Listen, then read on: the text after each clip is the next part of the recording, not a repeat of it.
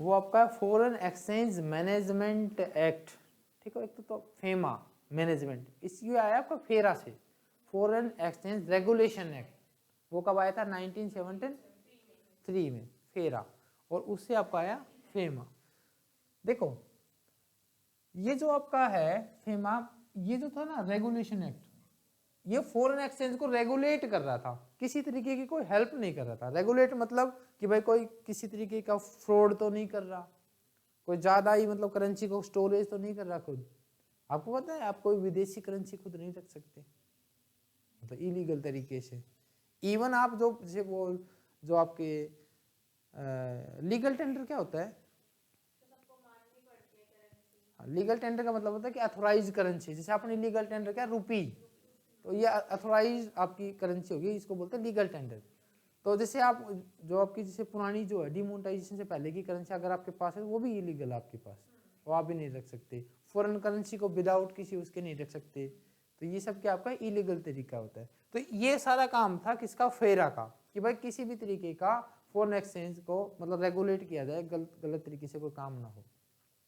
कोई buying and selling कर रहा है तो उसको मैनेज करवाना, मतलब कि कितनी आपको सिक्योरिटी चाहिए, तो ये सारा फेरा कर रहा था, लेकिन किसी तरीके की हेल्प नहीं कर रहा था, गाइड नहीं कर रहा था, फंड कैसे आएगा, कैसे कैसे मैनेज करना है, किसको अप्रूवल देनी है, किस तरीके से देनी है, तो ये नहीं कर रहा था। इसी को रिप्लेस करके फिर क्या किया, इसको मैनेजमेंट में डाल दिया, रेगुलेशन से मैनेजमेंट। भाई मतलब ये मैनेज कराएगा, रेगुलेट करने के साथ साथ ये क्या करेगा, मैनेज भी कराएगा, ठीक है।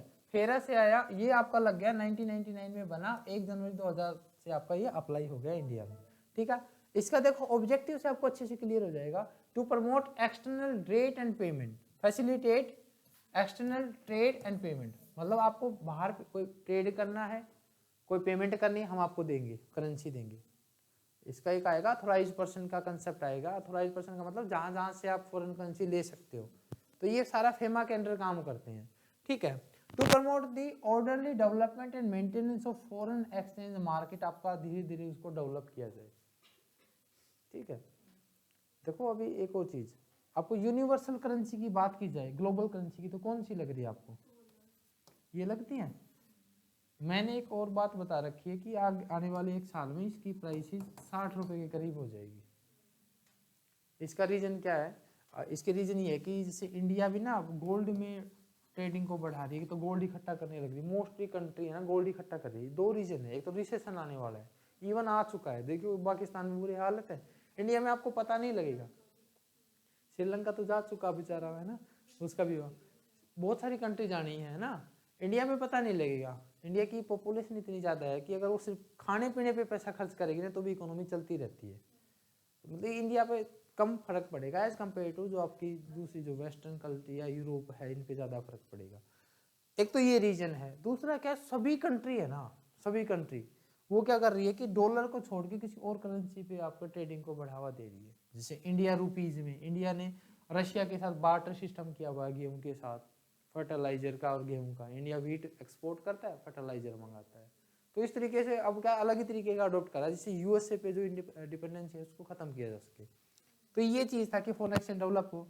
इसके देखो प्रोविजन क्या क्या है भाई आपका, dealing in foreign exchange, foreign exchange में आप क्या करते हैं, डील करते हैं, ठीक है। फॉरेन एक्सचेंज में क्या करते हैं, डील करते हैं, और किसके थ्रू होता है? देखो एक और चीज, होल्डिंग ऑफ फॉरेन एक्सचेंज क्या लिखा है, no person resident India shall acquire, hold, own, processes और transfer any foreign exchange security situated outside India. नहीं ले सकते भाई, आपके पास हो ही नहीं सकता, है आपके पास नहीं है, मतलब कोई रूल के अकॉर्डिंग ही नहीं है, तो हर दुनिया के पास हो, रखते भी है तो थोड़े छिपा के रखते हैं, अगर इलीगल तरीके से आते तो वो बस याद के रूप में, हाँ वो इस तरीके से रखते हैं ना। एक होता है करंट अकाउंट ट्रांजेक्शन, एक ये वर्ड देखो अथोराइज पर्सन।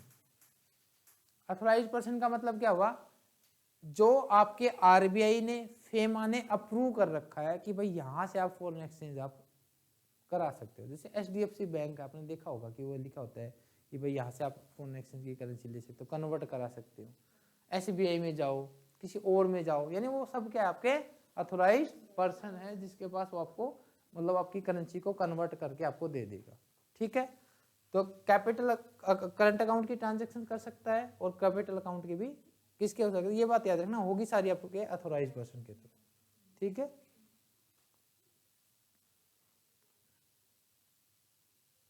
रीजनेबल रेस्ट्रिक्शंस भी लगा देता है पब्लिक इंटरेस्ट में, भाई ज़्यादा नहीं आनी चाहिए। इसी तरीके से आरबीआई के अप्रूवल के बाद आप अथोराइज पर्सन से कर सकते हो।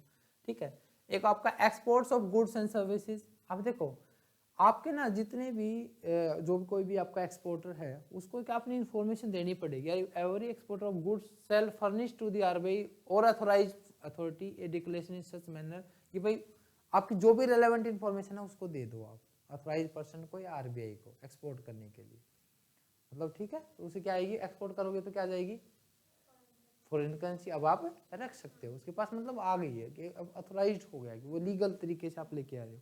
ठीक है, अब ये क्या आपका अथोराइज पर्सन कौन हुआ, इसका मीनिंग देख लो आप, इंपॉर्टेंट चीज ये थी, any person to be known as authorised person to deal in foreign exchange और in foreign security as an authorised dealer, money changers और ऑफशोर बैंकिंग यूनिट।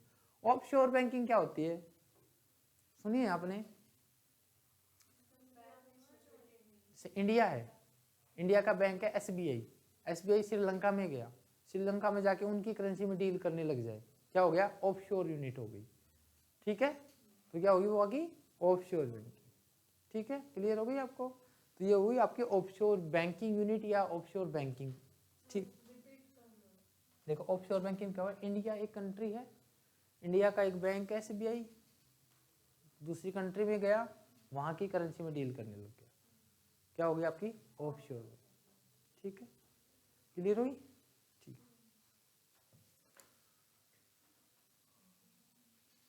अब रिजर्व बैंक को राइट है भाई is to power to issue direction to authorised person. समझ गए आप authorised person का मतलब, RBI can be issue direction for functioning of authorised person, कैसे काम करेगी ये भी बता सकता है, और इंस्पेक्ट भी कर सकता है अथोराइज्ड पर्सन के अकाउंट को किसी भी टाइम पर आरबीआई।